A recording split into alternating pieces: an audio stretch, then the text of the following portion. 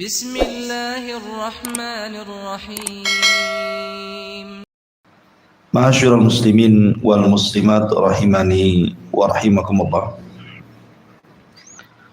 Zalzalah artinya gempa. Jadi surat ini bicara tentang gempa. Tentu gempa yang di sini bukan gempa yang ada yang sering diumumkan 5 skala Richter ataupun sampai 6, atau 7, ini enggak ada hitungannya gempa ini. Surah Al-Zalzalah ini secara tartib Al-Quran masuk pada tartib ke-99 dengan jumlah ayat 8, jumlah kalimat 36, jumlah huruf 156, dan termasuk surah Makkiyah, turun sebelum hijrah Nabi sallallahu alaihi wasallam. Adapun asbab nuzulnya sebagaimana diriwayatkan oleh Abdullah bin Umar radhiyallahu an,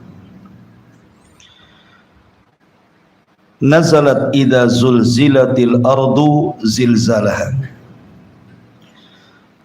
Ketika turun ayat idza zulzilatil ardu zilzalaha, wa Abu Bakrin As-Siddiq radhiyallahu anhu qa'idun fabaka Abu Bakrin faqala lahu Rasulullah sallallahu alaihi wasallam wa ma yubkika ya Aba Bakrin qala abkani hadhihi as-surah. Jadi ketika turun ayat surah Zalzalah ini, Abu Bakar sedang duduk. Tiba-tiba dia mendengar surat ini dibaca Rasul, kemudian Abu Bakar menangis. Kemudian Rasul bertanya, "Wa ma yubkika ya Aba Bakrin?" Apa yang membuat Anda menangis wahai Abu Bakar? Maka Abu Bakar mengatakan, abkani hadhihi surat, yang membuat aku menangis adalah surat ini. Kemudian Abu Bakar Siddiq menjelaskan yang dimaksud adalah kalimat terakhir dari surah Al-Zalzalah ini, faman ya'mal mithqala dzarratin khairan yarah wa man ya'mal mithqala dzarratin syarran yarah. Ma'asyiral muslimin yang dimuliakan Allah Azza wa Jalla, surah Al-Zalzalah ini disebut juga surah Al-Zilzal, disebut juga surah idza zulzilatil ardu zilzalaha, disebut juga surah Al-Jami'ah. Kenapa disebut surah Al-Jami'ah? Karena kalau kita melihat tentang keutamaan daripada surah Al-Zalzalah ini, sebagaimana dikeluarkan hadis dari Imam Tirmidzi dari Anas bin Malik radhiyallahu an, Nabi sallallahu alaihi wasallam bersabda, "Man qara'a idza zulzilatil ardu zilzalaha," barang siapa yang membaca idza zulzilatil ardu zilzalaha, maka sama dengan binisfil Qur'ani, dia telah membaca separuh Al-Quran. Kenapa demikian? Kenapa surah Al-Zalzalah dianggap separuh dari Al-Quran? Karena dilihat ayat terakhir tadi yang membuat Abu Bakar menangis. Karena isi Al-Quran itu separuhnya bicara tentang amal soleh, dan amal soleh itu berkenaan dengan masalah pembalasan kelak pada hari kiamat. Faman ya'mal mithqala dzarratin khairan yarah, barang siapa yang beramal sebiji dzarah tetap dia mendapatkan kebaikan kalau dia berbuat baik. Wa man ya'mal mithqala dzarratin syarran yarah, sebaliknya kalau dia berbuat jahat maka dia akan menuai kejahatannya. Baik. Ini dari segi asbab nuzulnya. Adapun tafsirnya kita masuk. Di sini Allah Subhanahu wa taala mengatakan, "Idza zulzilatil ardu zilzalaha." Apabila bumi ini yang kita bijak hari ini digempakan oleh Allah Subhanahu wa taala dengan sekali gempa. Kalimat zilzalaha di sini dalam bahasa Arab namanya idhafah. Mudhaf ilaih. Kalimat ha ini kembali kepada bumi. Zilzalaha, ha itu artinya bumi di sini. Kenapa Allah Subhanahu wa taala mengidhafahkan gempa kepada bumi? Kenapa Allah tidak katakan idza zulzilatil ardu zilzalan? Kenapa mesti zilzalaha? Kenapa mesti diopahkan kepada bumi? Karena gempa yang dimaksud dalam surah ini bukan gempa sebagian bumi. Bukan di Jogja gempa di sini, tidak. Di Aceh gempa di sini, tidak, bukan. Tetapi gempa ini menyeluruh satu bumi. Makanya gempanya diidhafahkan kepada bumi. Kalau gempa-gempa zaman sekarang, mungkin ada daerah-daerah tertentu sejak lahir sampai hari ini mungkin tidak pernah merasakan gempa. Tapi ada juga mungkin sebagian antum pernah merasakan gempa, minimalnya lini lah, kan gitu ya. Tapi bukan itu yang maksud. Maksudnya gempa di sini adalah bercerita tentang akhir kehancuran alam semesta. Baik, bicara tentang gempa. Gempa ini satu di antara tanda-tanda kiamat kecil. Dan itu disebutkan dalam hadis Nabi sallallahu alaihi wasallam, la taqumus sa'atu hatta yuqbadhal ilmu. Tidak akan tegak hari kiamat sampai ilmu dicabut. Wa takthuruz zalazil, dan akan banyak gempa di sana dan di sini. Dari sini Rasul mengatakan tidak akan tegak hari kiamat sampai dicabutnya ilmu dan banyaknya gempa. Dan sudah kita rasakan gempa ini baik di dalam negeri ataupun di luar negeri. Bahkan hadis yang sangat masyhur dari Abdullah ibn Hawalah al-Ajdi. Jadi Abdullah ibn Hawalah ini pernah diutus berperang tapi kalah perangnya. Tapi dia pulang selamat. Jadi kemudian wajahnya, namanya orang kalah perang kan beda dengan orang yang menang perang. Kalau menang perang kan sumringah, bahagia gitu ya. Kalau kalah perang kan nggak bahagia, merengut gitu ya. Makanya Ibnu Hawalah ketika sudah nampak lelah letih wajahnya, Rasul mengatakan, ya Ibnu Hawalah, idza ra'aital khilafata qad nazalat ardal muqaddasata wa danatil zalazil wal balaya. Wahai Ibnu Hawalah, apabila engkau sudah melihat kelak kekhilafahan tegak di bumi Baitul Maqdis, maka telah datanglah masa-masa gempa. Kenapa demikian? Isyarat ke mana? Ke hadis Nabi sallallahu alaihi wasallam ketika Nabi sallallahu alaihi wasallam bicara tentang tentara yang hendak membunuh Al-Mahdi. Jadi nanti dari Syam itu akan ada tentara besar membawa bendera hitam. Ketika mendengar pembaiatan Imam Mahdi di rukun Ka'bah, maka orang-orang ini tidak suka. Akhirnya mereka pun bergerak pasukan besar ini dari Syam menuju Mekah. Masalahnya ketika sampai di sebuah tempat antara Mekah dan Madinah, tiba-tiba kemudian Allah Subhanahu wa taala gempakan bumi dan semua pasukan ini masuk ke dalam tanah. Termasuk orang-orang yang lalu lalang di situ yang tidak ada niat untuk memerangi Al-Mahdi. Sehingga Aisyah radhiyallahu anha bertanya kepada Rasulullah, "Ya Rasulullah, okelah tentara-tentara yang hendak menyerang Al-Mahdi digempakan kemudian diperosokkan ke dalam bumi. Lalu bagaimana dengan orang yang lalu lalang hanya untuk berniaga, tidak ikut dalam pasukan itu?" Maka Nabi SAW mengatakan, yub'atsuna yaumal qiyamati ala niyatihi.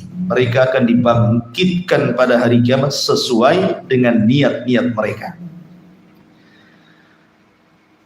Dari sini menunjukkan bahwa gempa itu tanda di antara tanda-tanda kiamat kecil. Bahkan juga masuk pada tanda-tanda kiamat besar. Ketika Nabi SAW bersabda tentang 3 arah gempa, kata Nabi SAW, innaha lan taquma sa'atu hatta tarau qablaha asyra ayat. Sesungguhnya kiamat tidak mungkin tegak sampai kalian melihat 10 tanda-tanda kiamat besar.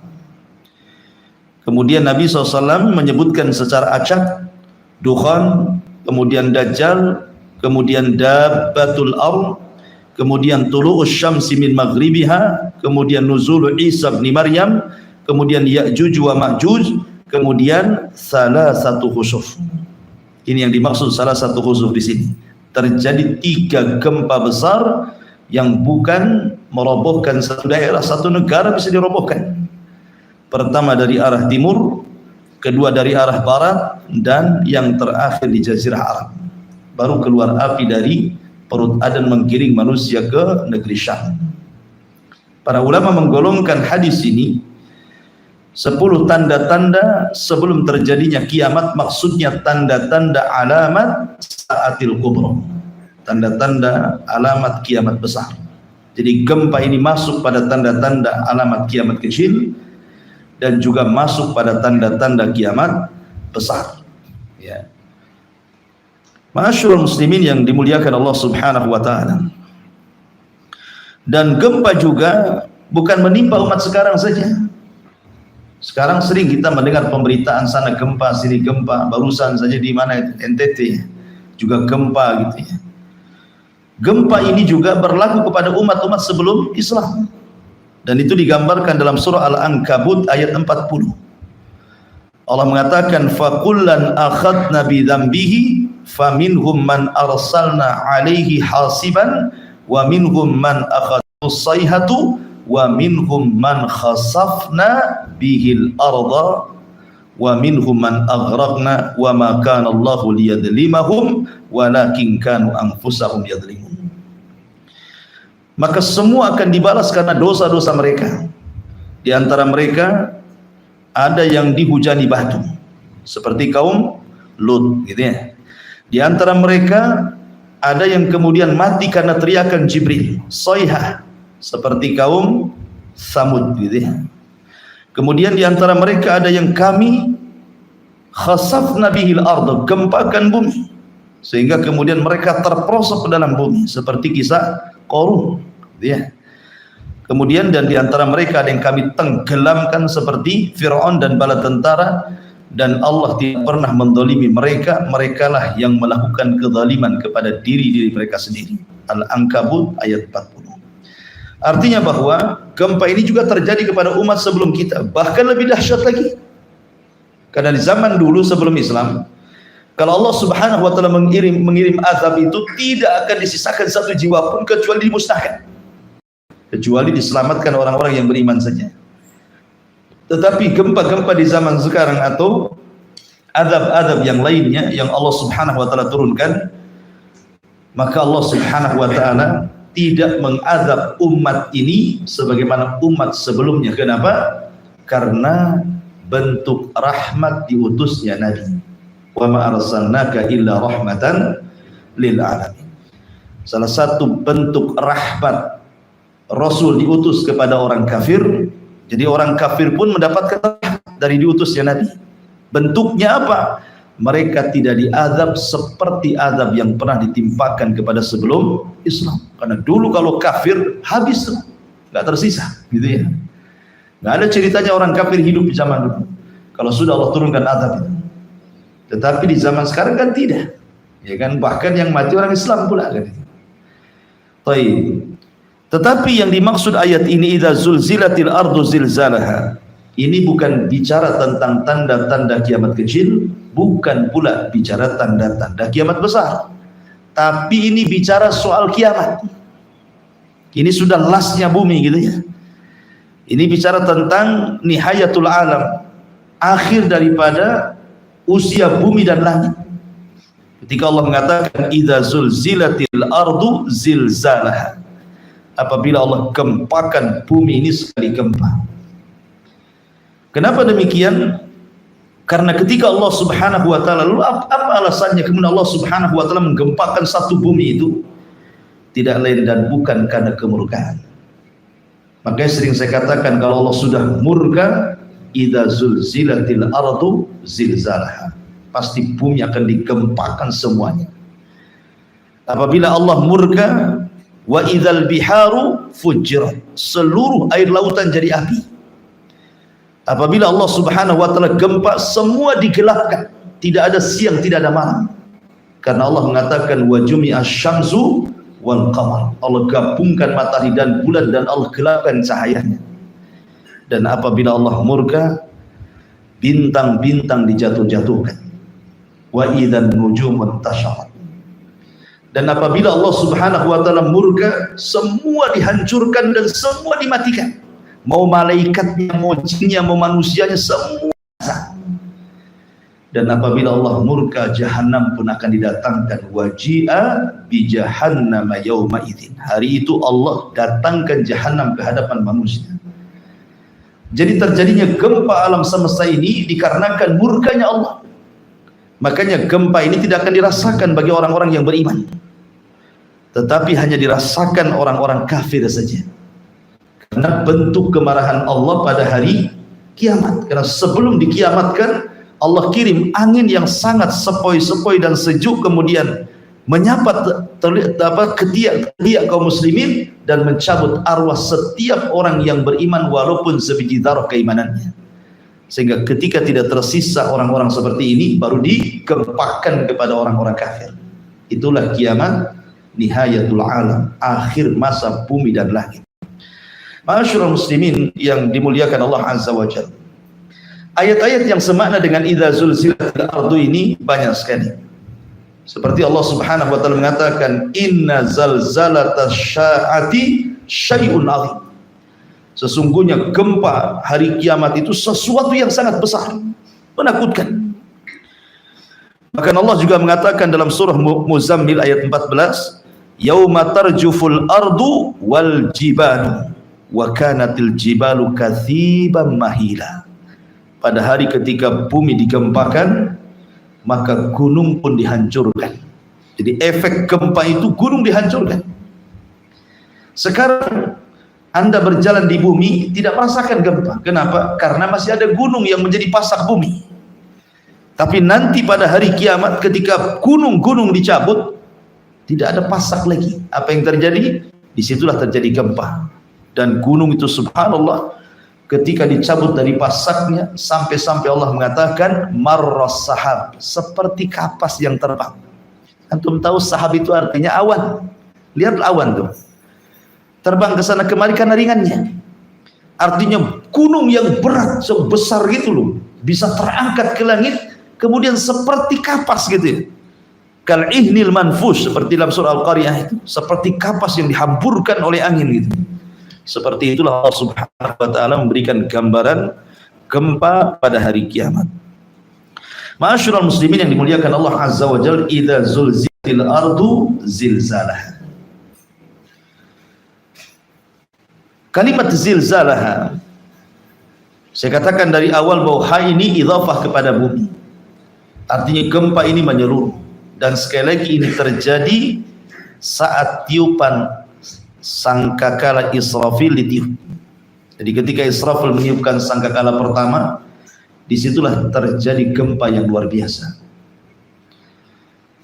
Dan masa kehancuran itu berdasarkan hadis Abu Hurairah radhiyallahu an, tidak menyebutkan berapa hari, berapa bulan, berapa tahun, tetapi hanya menyebutkan di angka 40 saja. Kata Rasul kepada Abu Hurairah, kehancuran itu terjadi selama 40. Rasul tidak menyebutkan 40 hari, atau 40 bulan atau 40 tahun. Karena yang meriwayatkan hadis ini Abu Hurairah ketika ditanya, "Ya Abu Hurairah, apakah 40 hari?" Kata Abu Hurairah, "Fa'abaitu," aku enggan menjawabnya. 40 bulan aku pun enggan menjawabnya. 40 tahun aku pun enggan menjawabnya. Artinya bisa berlaku 40 hari, bisa berlaku 40 bulan, bisa juga berlaku 40 tahun. Ini kejadian hancurnya alam semesta ini. Di sini Allah mengatakan, "Idza zulzilatil ardu zilzalaha wa akhrajatil ardu athqalaha."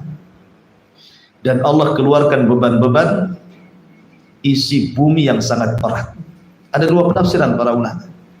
Kapan terjadi Allah keluarkan beban-beban berat atau yang tersimpan di perut bumi itu? Ada yang mengatakan maksudnya pada hari itu Allah keluarkan semua pembenaran bumi, bukan hanya bicara tentang migas gitu ya, minyak dan yang semacamnya, tetapi juga emasnya, peraknya, jamrudnya, semua dikeluarkan. Dan orang-orang kafir menyaksikannya. Tapi buat apa emas di depan mata kalau kiamat sudah datang kan gitu ya. Jadi walaupun di depan mereka ada emas, ada perak, ada jamrud, ada macam-macam perhiasan, tidak tertarik. Bahkan Allah mengatakan, "Yauma yafirrul mar'u min akhi wa ummihi wa abi wa sahibatihi wa banihi likulli imri'in minhum yauma idzin sya'nun yughni." Gak ada yang tertarik. Kenapa? Orang sibuk lari dari saudaranya, lari dari ibu bapaknya, lari dari istri dan anaknya. Setiap orang itu sibuk masing-masing mengurus dirinya. Jadi nggak ada ketertarikan soal dunia lagi. Ada juga yang mengatakan wa akhrajatil ardu athqalah ini pada tiupan sangkakala kedua yang disebut dengan yaumul ba'tsi wan nusyur, hari kebangkitan manusia. Disitulah Allah keluarkan beban-beban berat. Maksudnya berat di sini artinya jasad-jasad manusia yang terkubur sejak zaman Adam sampai yang terakhir mati. Akhrajatil ardu, bumi mengeluarkannya. Semua dikeluarkan, dihidupkan kembali. Anda bisa bayangkan jasad sebanyak itu. Kemudian Allah katakan wa idzan nufusu zuwijat, apabila jiwa-jiwa disatukan kembali dengan rohnya. Itulah makna idza wa akhrajatil ardu athqalaha. Kemudian Allah mengatakan wa qala al insanu malaha. Kalimat al insan di sini apabila disebut kalimat insan dalam Al-Qur'an konotasinya buruk. Seperti innal insana lafi khusrin. Innal insana khuliqa halu'a. Ya. Termasuk juga di sini wa qala al insanu malaha. Maksudnya yang berteriak ini bukan orang-orang yang beriman, tetapi orang-orang kafir berteriak. Malaha, ada apa ini? Kalau dibawa kepada tiupan pertama, maka mereka mengatakan seperti ini karena dahsyatnya kiamat. Tetapi kalau dimaksud adalah tiupan yang kedua, kata-kata malaha, maka kebingungan orang-orang kafir. Kenapa? Karena ketika mereka dibangkitkan tidak ada maklam lagi di bumi. Maksudnya tidak ada alamat di bumi. Kalau sekarang ada alamat, ada bangunan, ada jalan raya, ada RT, RW, lurah, kecamatan, kan itu kan ada alamatnya gitu. Tetapi nanti pada hari kiamat, setelah tiupan sangkakala yang kedua, bumi ini rata, tidak ada gunung, tidak ada bukit, tidak ada lembah, tidak ada yang meninggi, tidak ada yang merendah, semua rata. Itu yang dimaksud tidak ada alamat lagi. Sehingga tidak bisa mengenali tanah saya di mana, kapling tanah saya di mana, rumah saya di mana, nggak bisa dikenali lagi karena semua sama. Ya. Dan ini di hari yang sangat mengerikan ikhwatu fiddin yang dimuliakan Allah Subhanahu wa taala, wa akhrajatil ardu athqalaha wa qala al insanu ma laha. Dalam surah Yasin kata-kata al insan adalah ya wailana man ba'atsana min marqadina hada. Dalam surah Yasin mentafsirkan kalimat malah. Ya. Apa arti malah di sini? Maksudnya orang kafir mengatakan ya wailana man ba'atsana min marqadina. Duhai celaka, siapa yang membangkitkan kami setelah tidur-tidur kami? Kenapa? Karena saat terjadi kiamat terputuslah azab kubur. Jadi dari tiupan pertama ke kedua itu sudah tidak ada azab kubur lagi. Di mana ruh kemudian kalau dia seorang yang beriman diletakkan, kemudian kalau dia orang kafir diletakkan di sijin, dan badan jasad mereka dihancurkan kecuali tulang ekornya saja. Karena dari tulang ekorlah manusia dibangkitkan pada hari kiamat. Ya. Jadi surah Yasin menegaskan kalimat wa qalal insanu malaha. Ya wailana, duhai celaka kami. Man ba'atsana, siapa yang membangkitkan kami mim marqadina, dari tidur-tidur kami. Tapi orang-orang yang beriman justru berteriak dan mengatakan hadza ma wa'adar rahman wa sadaqal mursal. Inilah janji Ar-Rahman dan benarlah ucapan para rasul. Benarlah ucapan Nuh, ucapan Ibrahim, ucapan Musa, ucapan Isa, termasuk ucapan Rasul kita Muhammad sallallahu alaihi wasallam. Wa qala al-insanu ma laha. Ma'asyiral muslimin yang dimuliakan Allah Azza wa Jalla, siapa yang menghancurkan bumi ini? Tentu pertanyaannya adalah Allah. Zat yang jadikan bumi tidak gempa, dialah yang membuat gempa bumi. Dan Allah Subhanahu wa taala ketika menjelaskan dan menciptakan langit dan bumi fi sittati ayyam, pada 6 hari, dimulai dari hari Ahad dan diakhiri di hari Jumat, Allah menciptakan langit dan bumi. Kemudian tsummastawa 'alal 'arsy. Kemudian setelah itu Allah Subhanahu wa taala istiwa di atas aras. Ya.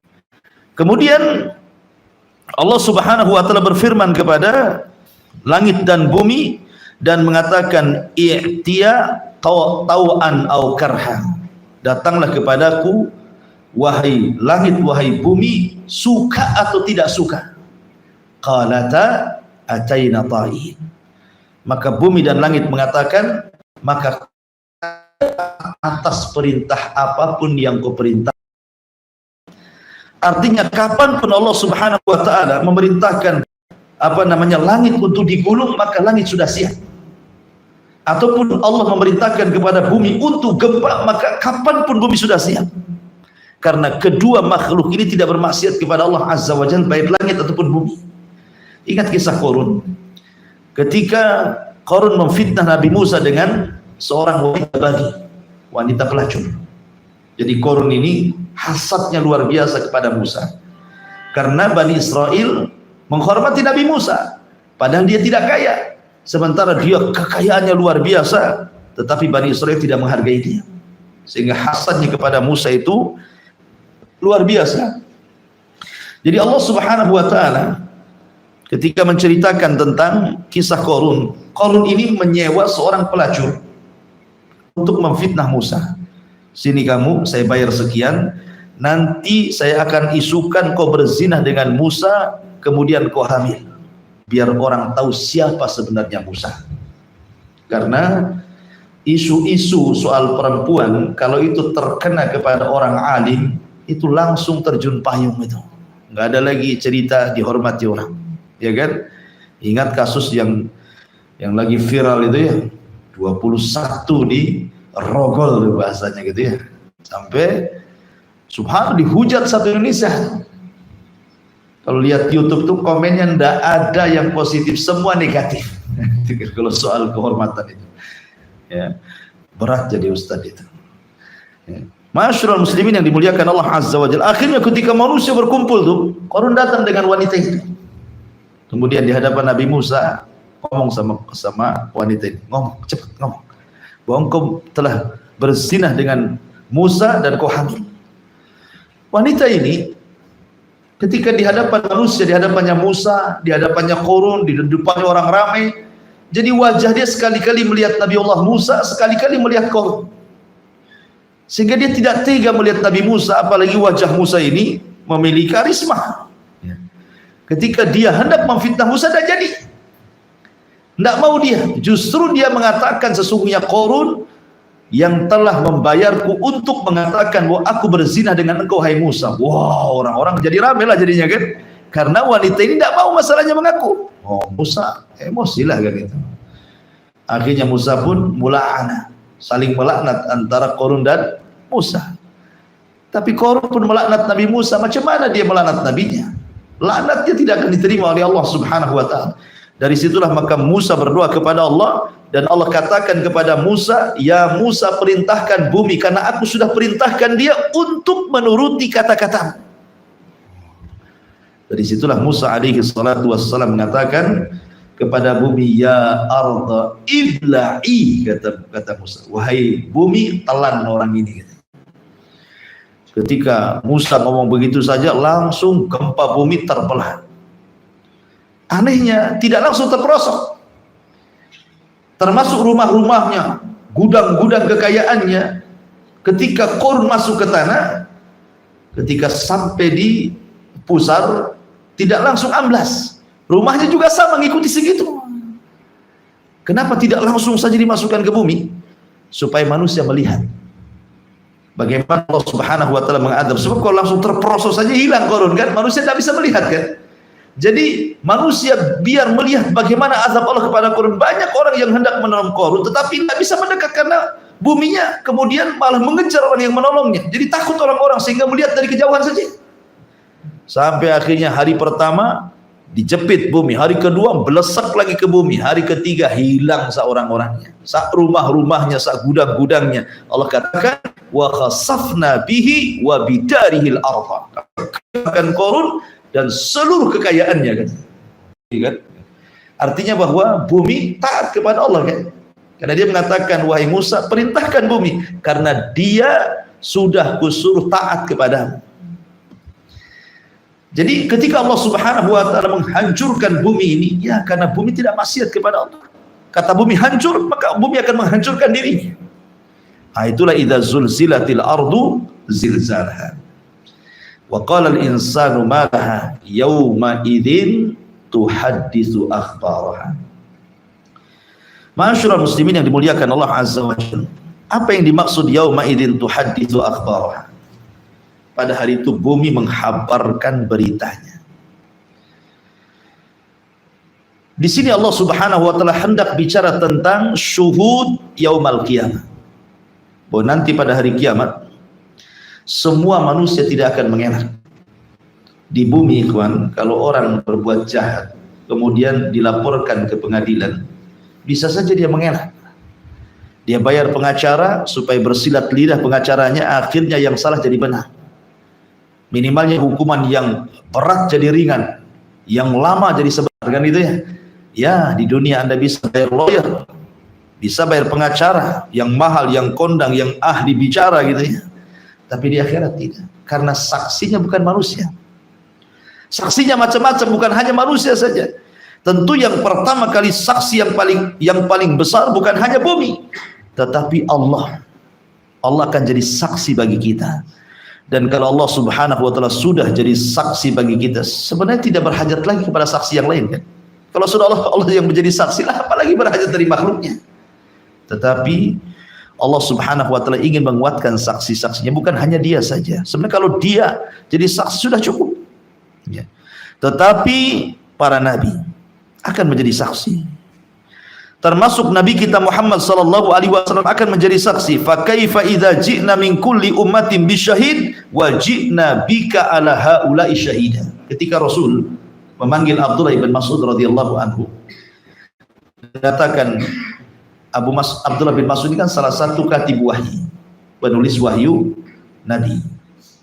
Banyak penulis wahyu itu, Abdullah bin Mas'ud, kemudian Muawiyah bin Abi Sufyan, Ubay Ibn Ka'ab ini yang paling mutkin ya.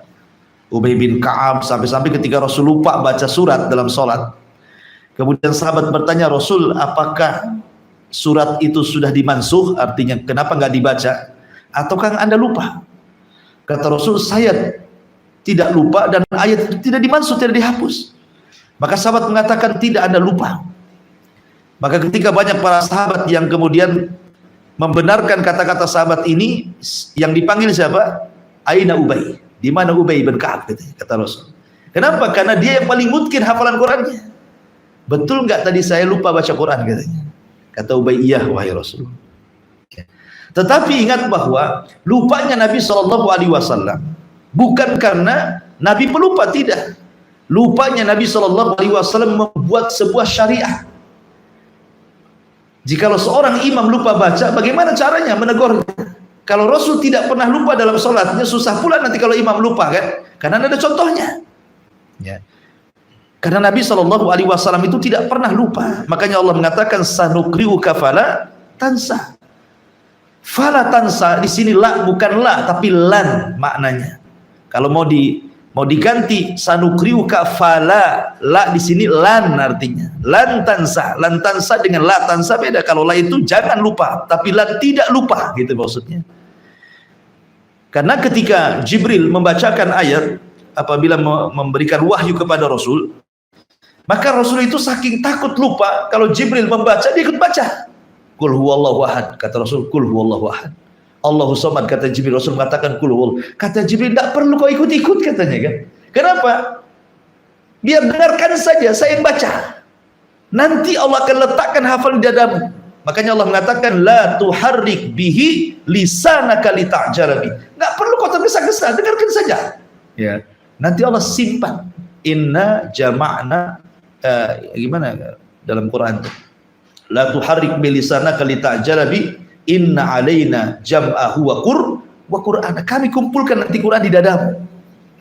Dari sini kata para ulama, inilah perbedaan Rasul dengan Adam. Kalau Adam itu pelupa. Adam diajarkan wa 'allama Adam al-asma'a kullah. Semua nama-nama diajarkan sama Adam, termasuk soal halal dan haram, termasuk juga pohon yang tidak boleh didekati. Ya. Tetapi Adam lupa, dekat pula sama pohon itu karena was-was syaitan. Makanlah buah khuldi, keluar dia dari surga. Gitu ya. Dia lupa sama pohon itu. Nah, dari situlah keturunan disebut al-insan, manusia karena pelupa. Ya. Tapi Rasul tidak.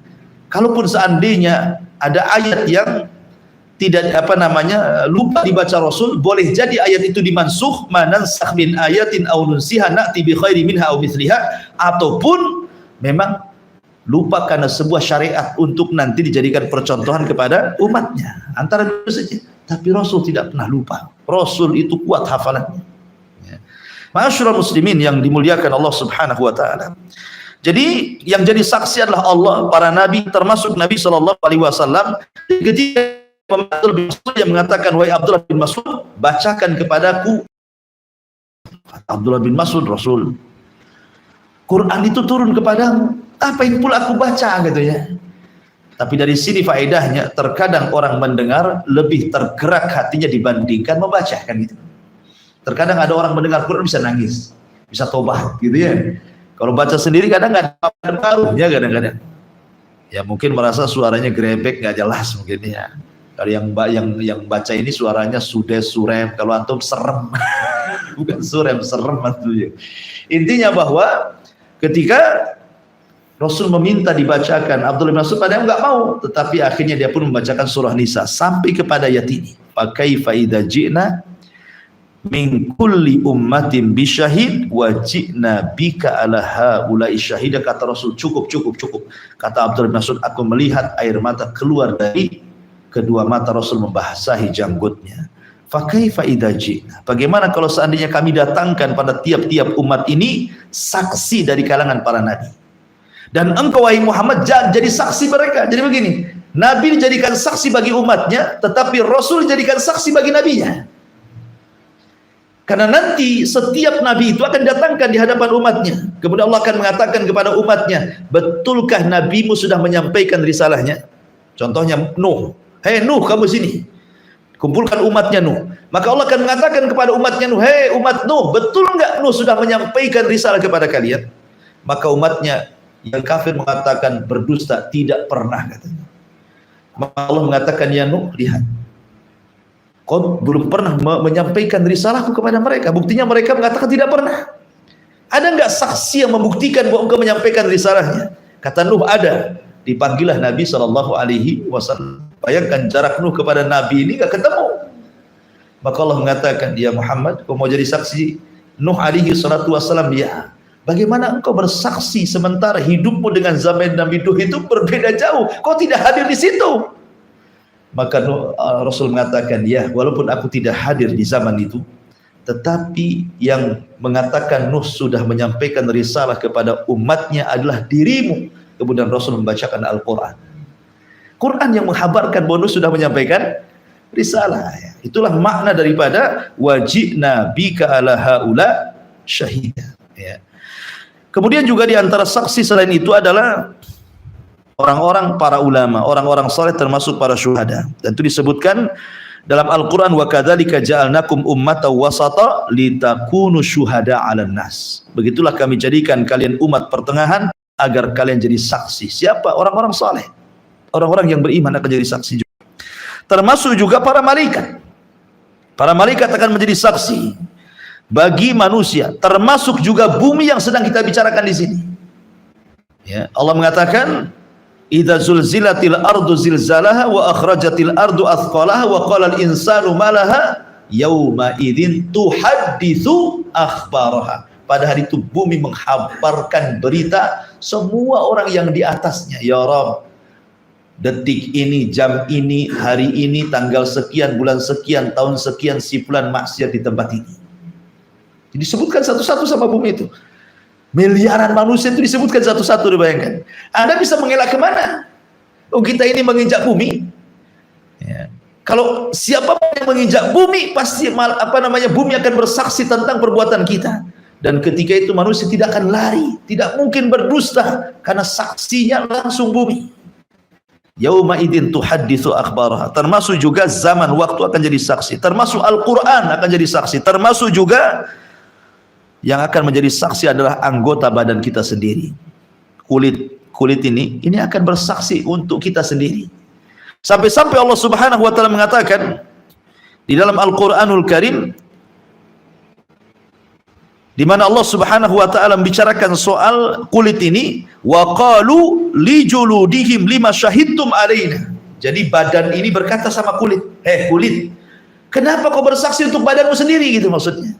Apa kata kulit? Qal antaqana Allah. Allah yang buat aku bicara. Bukan aku, Allah yang buat aku bicara. Nah, bayangkan kalau kulit jadi saksi antum bisa ngelak kemana? Kulit antum tidak pernah pisah dari jasad antum, kan itu. Termasuk juga tangan kita. Seperti Allah mengatakan dalam surah Yasin, yauma nakhtimu ala afwahihim wa tukallimuna aydihim wa tashhadu arjuluhum bima kanu ya'malun. Pada hari mulut terkunci, tangan bicara, kaki pula jadi saksi. Coba mau lari kemana ikhwatu fiddin yang dimuliakan Allah Subhanahu wa taala? Kalau saksi sebanyak ini, maka mereka tidak mungkin lari dari Allah Subhanahu wa taala. Pengacaranya saja butuh pengacara di sana itu. Lawyernya lo butuh lawyer. Tapi masalahnya tidak ada lawyer lagi di sana. Walaupun ada, pakai apalah kita ini bayar. Sementara kita dibangkitkan khufatan, uratan, ghurlan, buhman, tidak dikhitan, telanjang, tidak pakai sandal, tidak mau barang di badan. Lalu bayar pakai apa? Ya, jadi ma'asyiral muslimin yang dimuliakan Allah Azza wa Jalla, yauma idzin tuhadditsu akhbaraha bi anna rabbaka auhalah. Lihat bahasa Quran. Kenapa Allah mengatakan bi anna rabbaka, ada ka-nya di sini? Harusnya kan bi anna rabbaha, kembali ke Rabb bumi, karena ini kan bicara masalah gempa dan bicara tentang hari kiamat. Tapi Allah katakan rabbaka, sesungguhnya Rabb kamu mewahyukan kepada bumi. Kata para ulama tafsir menunjukkan ketika kemudian Allah memberikan khitab kepada Rasulullah SAW dengan khitab mukhatabah anta, kamu, gitu ya. Berarti menunjukkan kemuliaan Rasul di hadapan Allah.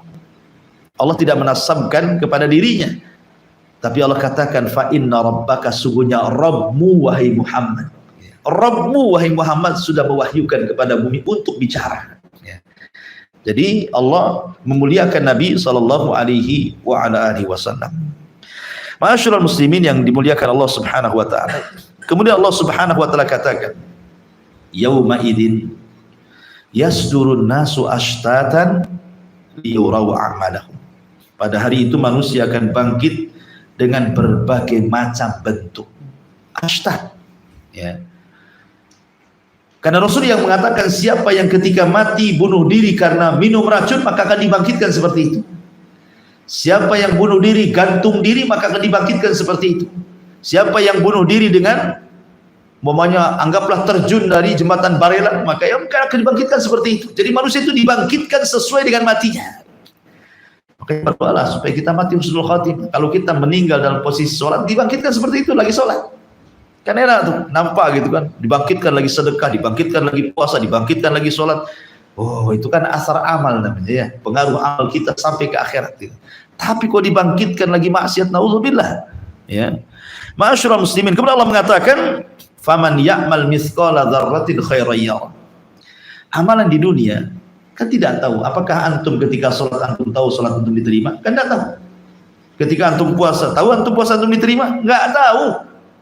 Walaupun antum sedekah segede bukit emas semuanya disedekahkan ke Jabal Uhud, antum tidak tahu diterima atau tidaknya. Ya diterima saya emasnya, tapi amalan apa diterima Allah apa enggak kan itu? Tidak ada yang tahu. Makanya ulama salaf itu sampai mengatakan, kalaulah satu sujudku saja diterima dan aku tahu itu sudah cukup. Kenapa? Karena Allah mengatakan innama yataqabbalullahu minal muttaqin. Sungguhnya Allah hanya menerima amal dari hamba yang bertakwa. Jadi ketika aku tahu bahwa satu sujud diterima, berarti Allah menganggap aku sebagai orang yang takwa. Tapi masalahnya kita tidak tahu amalan mana yang diterima. Kiamat, wa man ya'mal dzarratin khairan yarah. Artinya amalan itu akan ditampakkan. Mana yang ditolak, mana yang diterima. Dan disitulah bentuk balasan khairan yarah. Kalau dia berbuat baik di dunia, dia tuai kebaikan di akhirat. Ya. Kalau dia berbuat jahat di bumi, maka akan menuai kejahatan. Wa man mithqala dzarratin syarran yarah. Di sini bicara tentang masalah timbangan amal. Karena amalan itu dianggap baik kalau sudah ditimbang. Ya kan? Makanya kenapa kemudian posisi timbangan amal itu sesuatu yang menakutkan pada hari kiamat? Karena timbangan itu terjadi setelah hisab. Ya. Jadi hisab dulu, di antara hisab ini diterbangkan catatan, ada yang mengambil tangan kanan, tangan kiri di belakang ini, kemudian juga ditampakkan amalannya di bumi seperti hadis 3 orang yang pertama kali disentuh api neraka, dipanggil orang yang ahli Quran, ditampakkan pahalanya. Dulu kau di bumi seperti ini, ditampakkan kayak layar tancap tuh ketika dia ngaji di mana, diundang di mana, ditampakkan semuanya, disebut ardul amal namanya, tampakkan amalannya. Kemudian dia pun manggut-manggut, oh ya memang itu pekerjaan. Kemudian Allah mengatakan, untuk apa kau lakukan itu? Untukmu ya Rabb, kadzabta, dusta kamu. Langsung dustakan sama Allah. Engkau membaca Quran supaya orang menganggap kau ini qori. Masukkan dia ke neraka, kata Allah. Jadi ada penyebaran catatan, kemudian ada yang mengambil tangan kanan, tangan kiri, dan di balik punggung ada juga ditampakkan amalannya. Amalan yang pernah dilakukan di bumi. Ya, termasuk juga macam-macam soal amalan. Tetapi setelah hisab, itulah yang dibicarakan ayat ini. Wa man ya'mal mithqala dzarratin khairan yarah wa man ya'mal mithqala dzarratin syarran yarah. Karena kita tahu dari mana kalau kemudian amalan kita diterima kalau belum ditimbang. Makanya ketika di hari penimbangan amal itu semua manusia cemas-cemas harap. Apakah berat timbangannya? Faman thaqulat mawazinu, apakah faman khaffat mawazinu? Itu khawatir, saking khawatirnya. Seorang sahabat Anas bin Malik radhiyallahu anhu berkata kepada Nabi SAW, ya Rasulullah, talabtu minka syafa'ah, aku minta kepadamu syafaat pada hari kiamat. Karena Anas ini sudah membantu Rasul 10 tahun sampai wafatnya Rasul. Kata Rasul, insyaallah ya Anas, saya akan memberikan syafaatku kepadamu pada hari kiamat. Kemudian kata Anas bin Malik radhiyallahu anhu, aina ajiduka yaumal qiyamah ya Rasulullah. Kira-kira kalau hari kiamat terjadi, pengumpulan manusia di padang mahsyar terjadi, kemana ku cari dirimu wahai Rasul? Sebanyak itu kemana ku cari dirimu? Dan itu untuk mengambil syafaatmu. Kata Nabi SAW, temui aku di telaga. Kata Anas bin Malik radhiyallahu anhu, kalau aku tidak dapat dirimu di telaga, ku temui di mana lagi? Kata Rasul, temui aku di titian siratal mustaqim. Kalau aku tidak menemui dirimu di mana lagi wahai Rasul? Kata Rasul, indal mawazin. Indal mawazin. Cari aku di tempat penimbangan amal. Karena itu hari di mana manusia tidak ada satupun yang bicara. Makanya Nabi SAW ketika mengatakan kepada Aisyah Ummul Mukminin, ya Rasulullah, hal tadhkuru bi ahlika yaumal qiyamah. Rasul, ingat enggak kira-kira pada hari kiamat sama aku istrimu ini? Ya. Kata Nabi SAW, amma fi thalathati mawatin fala yadhkuru ahadun ahada. Adapun di 3 tempat manusia tidak akan ingat kecuali dirinya. Salah satunya Rasul mengatakan indal mawazin, ketika di tempat penimbangan amal. Orang tidak akan ingat siapapun. Nggak ingat pernah punya istri, punya anak, punya orang tua, nggak akan ingat. Yang ingat itu cemas-cemas. Apakah timbangannya berat ataukah timbangannya ringan, itu saja yang mereka cemaskan pada hari itu. Makanya Allah mengatakan di sini, wa man ya'mal mithqala dzarrah. Antum tahu dzarrah? Dzarrah itu kalau antum buka jendela, kemudian ada cahaya matahari, di situ ada debu yang ngepul di cahaya, itu disebut dzarrah namanya. Paham arti dzarrah? Antum buka jendela, matahari masuk, kemudian ada debu-debu yang nampak di cahaya itu. Itulah dzarrah artinya. Ya, barang siapa yang beramal sebiji dzarrah saja itu, Allah Subhanahu wa taala pasti akan membalasnya. Jika dia baik, Allah balas kebaikan. Jika dia buruk, Allah balas keburukan. Bayangkan adilnya Allah, sampai amalan kecil pun Allah balas. Dari sini Rasul mengatakan la tahqiranna minal ma'rufi syai'a. Jangan remehkan sekecil apapun kebaikan. Walaupun sebiji dzarrah. Jangan-jangan itu pula yang memasukkan kita ke surga. Kita tidak tahu. Ya. Karena amalan besar itu cenderung riya biasanya. Berbeda dengan amalan kecil kan. Amalan kecil itu rata-rata ikhlas. Sangat ikhlas. Antum sedekah 1000 hari ini, antum lupa besok itu. Antum sedekah 100 juta setahun kemudian masih ingat. Ya, saya pernah nyumbang Jabal Uhud 100 juta. Masih ingat antum kan? Diingat-ingat kalau amalan besar itu. Wa man ya'mal mithqala dzarratin khairan yarah wa man ya'mal mithqala dzarratin syarran yarah. Bicara tentang mizan, timbangan amal saleh ataupun timbangan keburukan, apa sih yang ditimbang?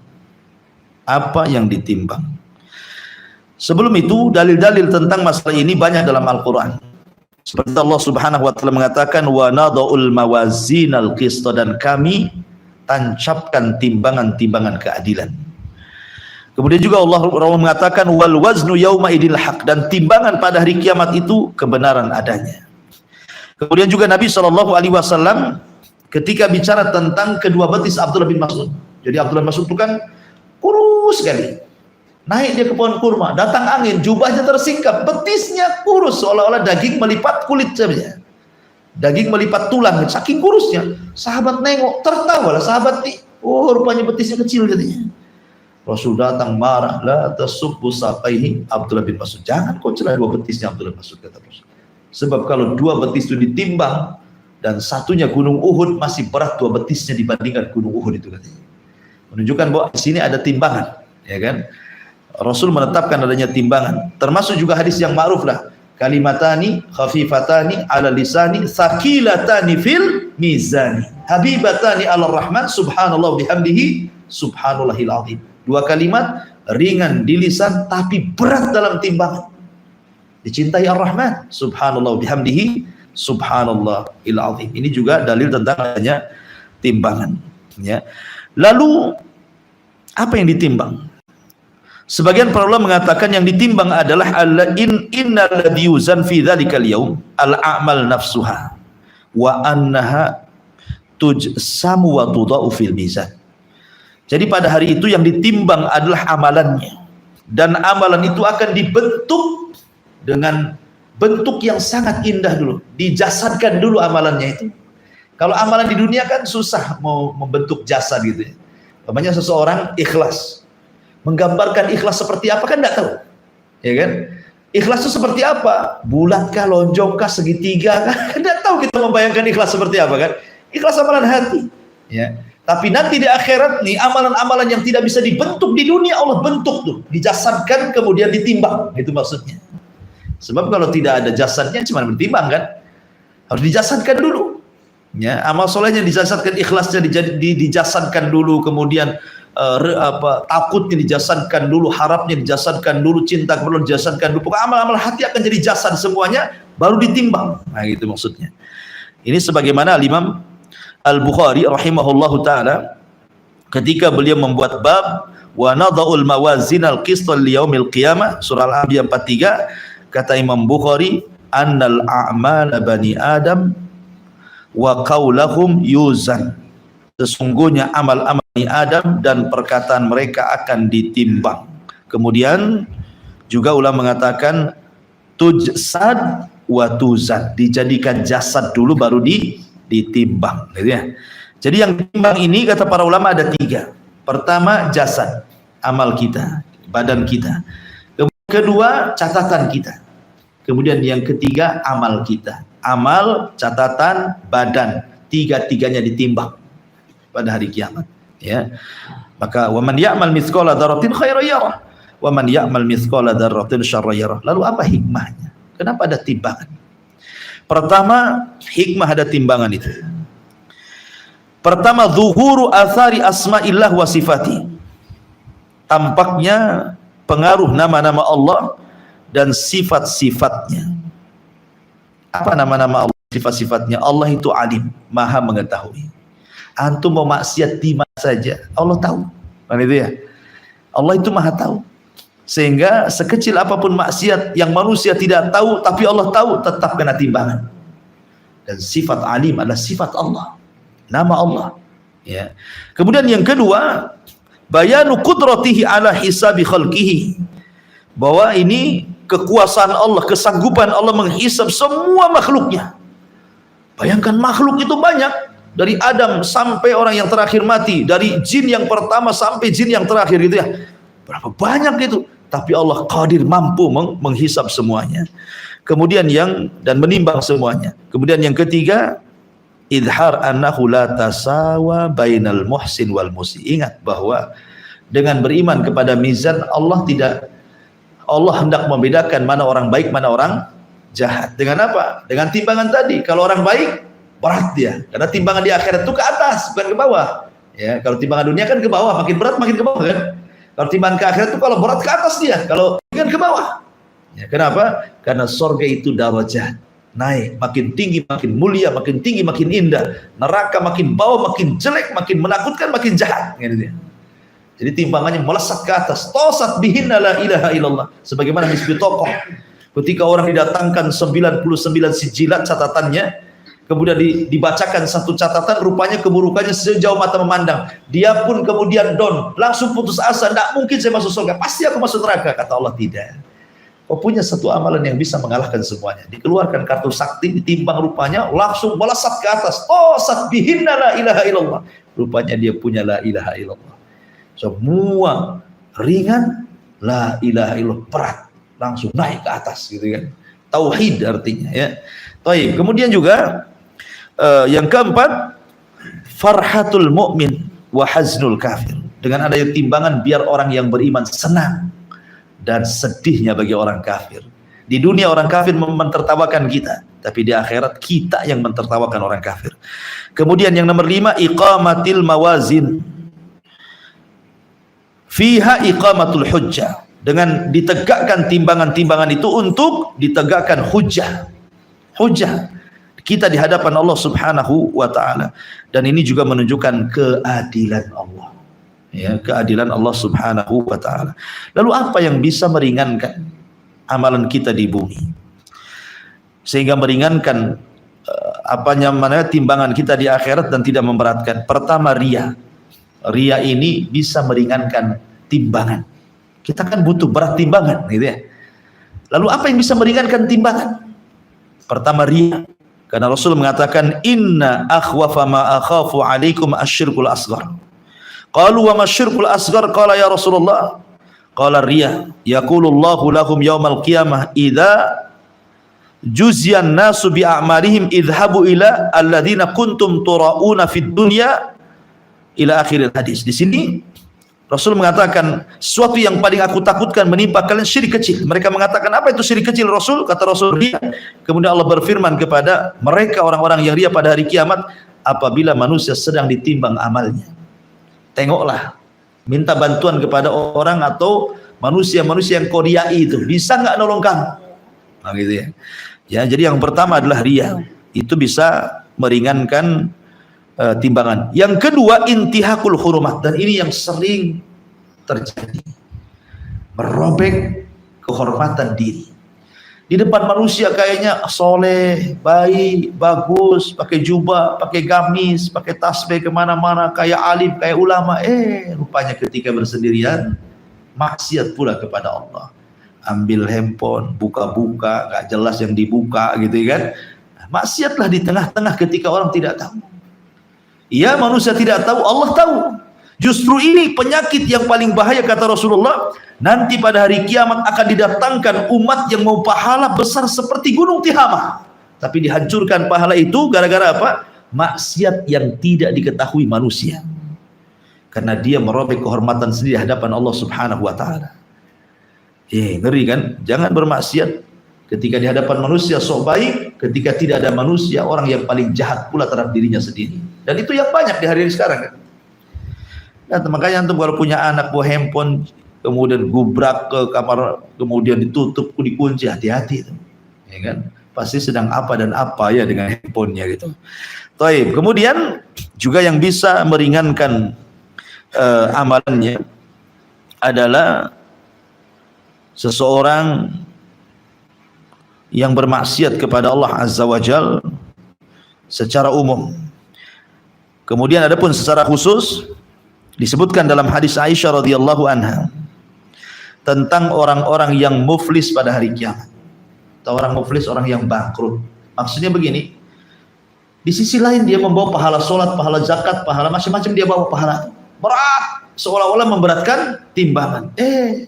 Rupanya di sisi lain dia pernah mendolimi si fulan, pernah mengambil harta si fulan, pernah membunuh jiwa si fulan, pernah mencaci maki orang, ya kan? Maka di situ terjadi barter pahala dosa. Dulu kau nyakiti saya, mana pahalamu? Nih dosaku, gitu maksudnya ya.